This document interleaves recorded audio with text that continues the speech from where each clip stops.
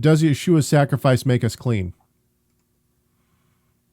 And maybe this will be a shocker to some, but the answer is yes and no. Yes, it makes us clean spiritually. In other words, it washes away the sin that we have.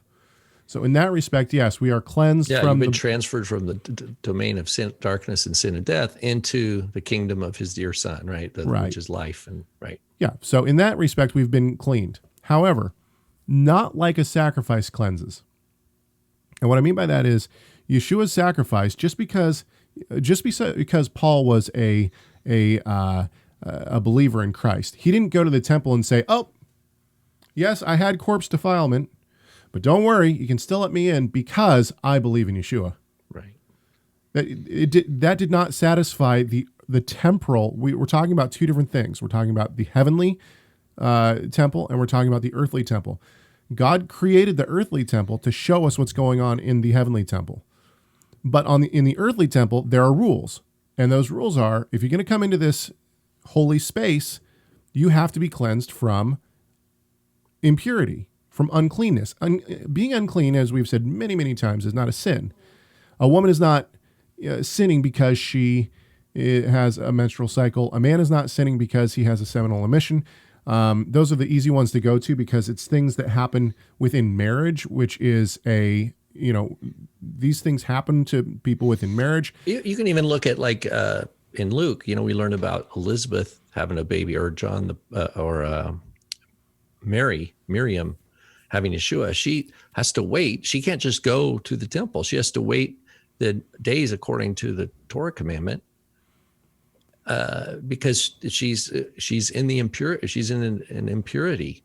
And for those who are going to say, "Oh, well, Christ was the final sacrifice, and we don't have to do those anymore," then the obvious place to go to here is Paul going to the temple in Acts 21 and doing it to prove that he is not teaching people against the law. In fact, what does he do to prove that? He goes and does quote unquote ceremonial aspects of the law, which I don't believe in a delineation. Right. Yeah. But for those who do, he goes and he performs ceremonial aspects of the law to prove that the law is not done away with.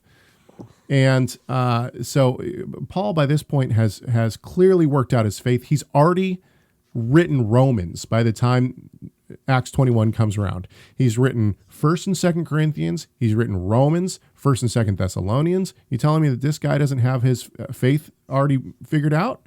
Theologically, Paul is still off. He hasn't realized that Christ's sacrifice is done away with the law. I'm sorry, I don't buy it. So Paul goes and he sacrifices. Why would he sacrifice if Christ's sacrifice is the end all be all? And the reason why is because, and by the way, Christ's sacrifice is the end all be all for sacrifice when it comes to sin. It's the only sacrifice when it comes to sin. But the point is that when it comes to being clean or unclean and coming into the presence of God within that holy space temporally on this earth, there are rules to that. And sacrifices take place, and cleanliness takes place, and all these kind of things that is still applicable. And I believe that if the temple was built in Jerusalem again, if we wanted to enter that sacred space that God made sacred, whether or not the Jews are, non-believing Jews are in charge of letting people in or not, if we wanted to enter that space, we would need to be cleansed ritualistically. Now, I don't know how that would work, but that's how, that's what we'd have to do to enter that space. Whether or not we'd want to enter that space or not, that's a completely different question. Well, and then we know that around the south end of the Temple Mount, there were lots of different mikvaot, a lot of different bathing pools with the steps going up.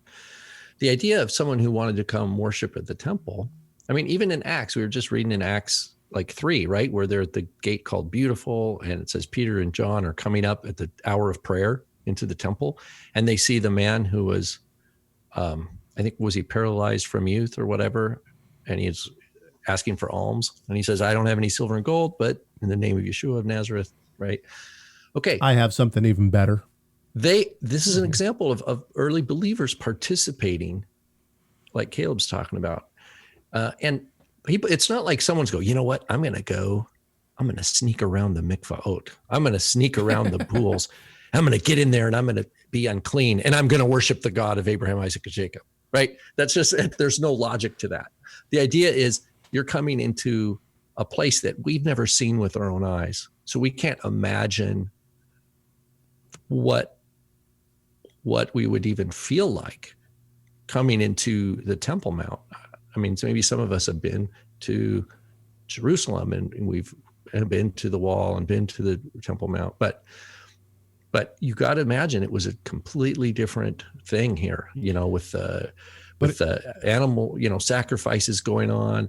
And right. In other words, the very day that Peter and John are going up there, they might even be able to smell the smell of the animal sacrifices. Sure, but it's not about feeling, and it's not about how we feel going up there. It's about the fact that God separated a space and said, to get into this space, you have to do X, Y, Z.